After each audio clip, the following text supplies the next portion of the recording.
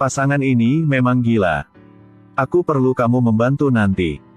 Sebelum itu, dia sedang bercinta dengan bosnya. Lalu,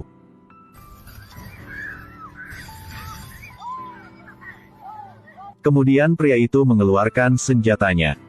Menembak secara berurutan pada hakim. Suara tembakan menarik perhatian polisi. Semua orang mengira itu hanya suara balon yang meledak. Karena untuk mencegah bahaya, Donggu secara pribadi memimpin pasukan ke pengadilan. Tapi sekarang elemen reaksioner telah menguasai tempat ini. Setelah selesai, pasangan bahkan bercinta di sana. Melihat Maigou mulai bergegas, pria itu menunjukkan ekspresi tenang. Beritahu dia berita bahwa keduanya akan menikah. Bahkan katakan bahwa siapkan hadiah besar untuknya. Setelah mendengarnya, Maigou sangat bersemangat. Tapi ia tidak tahu ia sedang berbahaya. Ternyata, dia pernah memperkosa gadis ini. Tidakkan ini untuk membalas dendam ia. Mereka mengeluarkan 2 bom. Beri dia hadiah yang spesial ini. Dengan suara bom meledak, Maigou meninggal. Kalian berdua berencana memanfaatkan kekacauan untuk melarikan diri. Tapi ceroboh menjatuhkan pistol ke lantai lagi. Kedua belah pihak mulai memeriksa peluru dan senjata. Setelah pertempuran ini, Donggu karena membiarkan penjahat melarikan diri. Jadi menginstruksikan bawahan untuk memblokir pintu keluar. Namun saat mengevakuasi orang, sebuah mobil mencegah di depan pintu. Sekaligus, mobil terbuka. 2 polisi terkena peluru dan tewas di tempat. Daya tembaknya sangat kuat sehingga situasinya berubah. Mereka kemudian memberi polisi sekaleng gas. Sebuah ledakan terjadi di depan pengadilan. Mobil langsung memantul ke atas. Saat ini, Zhou Gou berada di luar untuk mendukung. Ia juga menerima berita bahwa bos sudah meninggal karena ledakan. Dia menyadari bahwa segala sesuatunya tidak benar. Ia buru-buru melompat dari mobil untuk menghindari. Jumlah petugas polisi yang datang untuk menyelamatkan meningkat. Zhou Gou hanya bisa kabur. Pada saat ini, pasangan mereka menyandera 1 orang. Karena Donggu ingin melindungi rekan-rekannya, jadi dia menawarkan untuk menukar sandera. Gadis itu menatapnya dengan cemoohan dan berkata, memang dia lebih menarik dari yang lain. Donggu ingin bertukar sandera. Membunuh pasangan ini. Tanpa diduga, saat melakukan, lawan menemukan sesuatu yang tidak biasa. Lalu, kalian berdua berkelahi. Gadis mau membantu pacarnya. Pada saat bahaya, Donggu membuka peluru terang di pistol. Cahaya yang menyilaukan membuat mereka bertiga pingsan di tempat. Pada akhirnya, mata Donggu terluka parah. Dan pria tersisa dibunuh oleh pacarnya. Pada saat ini, tim penyelamat tiba di tempat kejadian. Gadis itu ingin bunuh diri, untungnya seseorang datang tepat waktu. Lalu dia menatap Donggu dengan mata penuh kebencian. Sejak itu, setiap napas kamu adalah hadiahku. Tunggu aku. Setelah itu, karena hal ini menyebabkannya kehilangan penglihatannya. Semakin sulit dalam bergerak. Disalahkan oleh atasan. Sejak itu, dia diteror oleh keluarga korban. Akhirnya, Departemen Kepolisian mengusirnya. Sejak itu, Donggu benar-benar kehilangan harapan untuk hidup. Mulai menyiksa diri sendiri. Tubuhnya tidak bisa mengendalikan. Semua orang mengira dia tergila. Hanya ada 1 rekan yang tidak pernah meninggalkannya. Dia selalu diam-diam melindungi Donggu dan anak-anaknya. Dengan merawat dari putrinya. Perlahan, Donggu mulai pulih. Untungnya, Tuhan. Meskipun kesempatan ini tertutup, itu juga membuka yang lain. Dengan berusaha, Donggu menyadari bahwa pendengarannya sangat baik. Melalui analisis suara, adalah mungkin untuk mempelajari segala sesuatu di sekitar. Setelah beberapa hari berlatih, Donggu dapat dengan mudah menangkap bola. Kembalikan kepercayaan dirinya sebelumnya. Ketika semua orang mengira semuanya kembali normal, hal yang buruk terjadi. Hari itu, Donggu menonton konser putrinya. Di bawah panggung, Ia tidak bisa mendengar suara putrinya. Ternyata dia lupa membawa sheet. Jadi tak bisa pertunjukan. Saat dia sedih mau meninggalkan. Sayangnya, diperhatikan oleh para preman. Betapa berbahayanya gadis ini. Satu tim polisi berjaga-jaga, tambahkan 4 rantai di leher.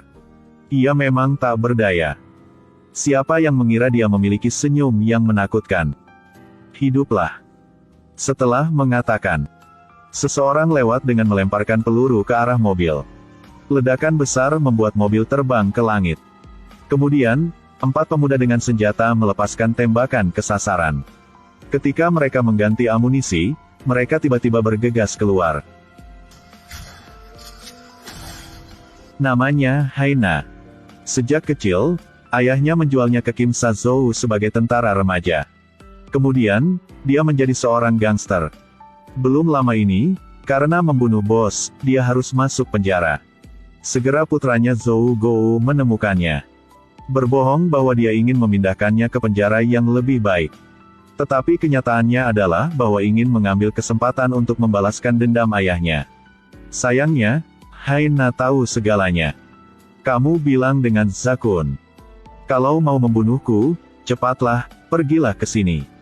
Jika tidak, tidak akan ada cara untuk membalaskan dendam ayahnya. Tidak lama setelah pengacara pergi, Zhou Gou mengatur seorang pembunuh.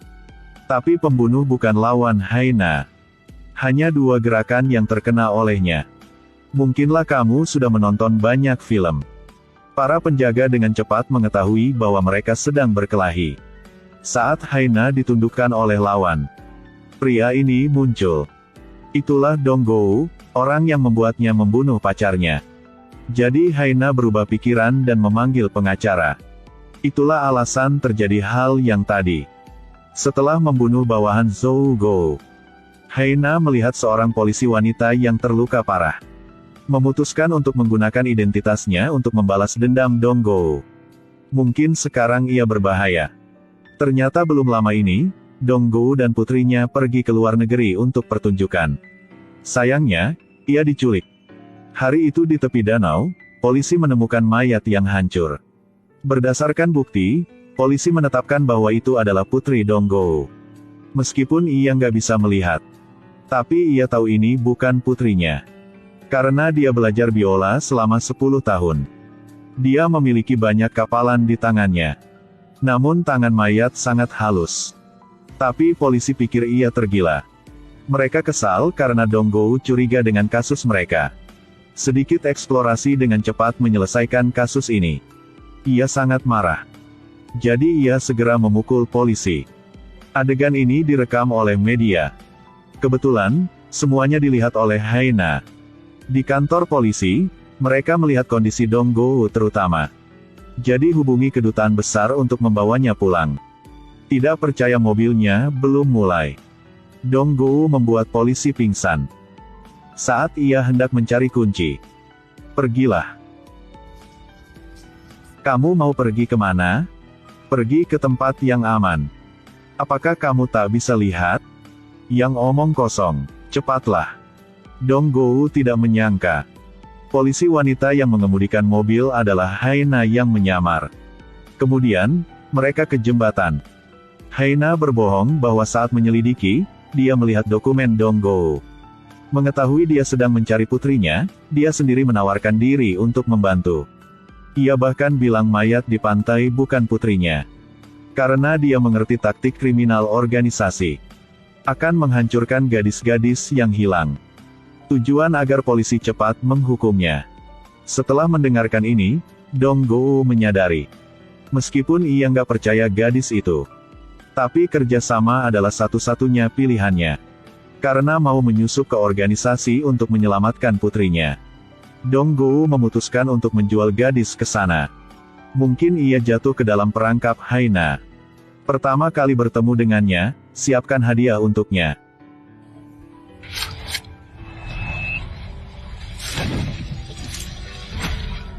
Orang dengan penglihatan super ini adalah Dong Gou. Dulunya, putrinya diculik. Untuk menyelamatkan putrinya dengan cepat, dia memutuskan untuk bekerja sama dengan polisi wanita Ana. Tidak menyangka dia adalah Haina yang menyamar. Ingin menyusup ke organisasi untuk menemukan petunjuk. Dong Gou berpura-pura menjadi sandera dan menjual Haina di sini. Sejak itu, mulai rencana. Rencana awal sangat sukses. Tapi ketika Dong Gou memasuki markas organisasi, di sana ada wanita tua. Dia mengenali Haina pada pandangan pertama. Tujuan ia untuk membalas dendam pada mereka yang menyiksanya sebelumnya. Itu adalah orang yang belum pernah muncul. Wanita tua itu tidak mengekspos Haina, tapi hanya membuka agen rahasia yang menarik perhatian Dong Gou. Lalu biarkan Haina masuk. Wanita tua itu melihat ke tangan Dong Gou dan berkata padanya, "Setengah dari hidup kamu lancar. Di usia parubaya, akan mengalami berbahaya. Separuh hidup lainnya takut sendirian sampai tua. Tangan penuh kapalan. Matamu buta. Pasti ada pembalasan." Kata-kata Pramel membuat Dong Gou merinding. Ketika dia hendak meninggalkan, dia menelepon.